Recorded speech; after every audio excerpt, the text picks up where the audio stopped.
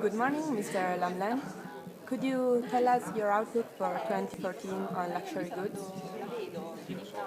Yes, good morning. The first thing is about 2013, the luxury goods sector should post around a 2% growth in euro terms.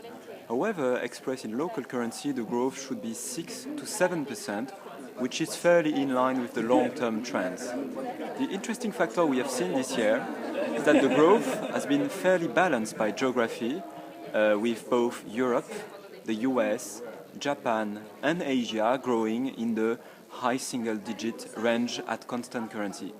Of course, demand in Europe is largely driven by tourism, notably from the eastern part of the world. Talking about 2014, I think the economic environment remains broadly the same, so I think a similar figure of 6 to 7% growth on a constant currency basis should be valid as well. I mentioned constant currencies because there is a lot of volatility on the currencies, and that may sound surprising to you, but at the moment the euro is the strongest currency in the world, and we have seen the Japanese yen and to a lesser extent the US dollar declining lately versus the euro. Why is that a problem? Because a large part of the cost base of the European luxury goods company is based in Europe, made in Italy, made in France, etc. So you've got a lot of costs in euro and a lot of revenues in some of the other currencies in China, in Japan, in the US, in Hong Kong, etc. So what the companies are doing is increasing prices, and I think that's a big driver for the next year's growth, is that you will see more price increases for some of the companies. I think Hermès is very likely to increase prices in Japan in 2014 to offset the weakening currencies versus the euro. So more or less the same environment, more or less the same growth, which is twice as best as the world GDP. If I may highlight one or two risks, the first one is further currency depreciation, and the second one is everything linked to geopolitical uncertainty. You have to know that today, maybe 40 to 50% of luxury goods purchases are made when traveling.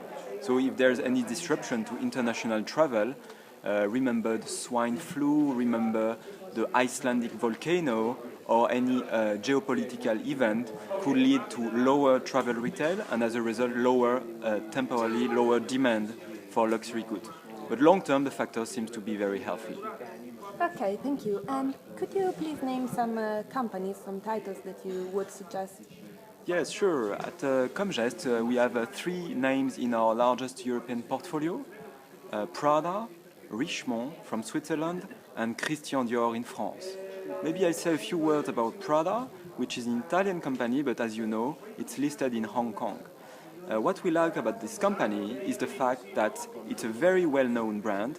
Prada, I think probably top 5, along with Vuitton, Hermès, Dior, Gucci or Chanel, able to attract a lot of demand. But at the same time, the store network is still very young. I think the number of shops operated by Prada is half that of Louis Vuitton. And the company, from its listing on the stock market a couple of years ago, has started to go through a process of store openings around the world. And I argue that the execution of this store opening plan is absolutely brilliant, with very, very fast growth, both through store openings a bit everywhere and through same-store sales growth, which is a key indicator in the sector and which is best in class at the moment at Prada, between 5 and 8%. A second layer to the story could be the Miu Miu brand, which at the moment only represents a big 10% of the profit of the company, but could grow over time even more proportionally. So I think it's a very attractive case with fast earnings growth at a decent price. So Prada is clearly one of the names we favor in our portfolio. Thank you.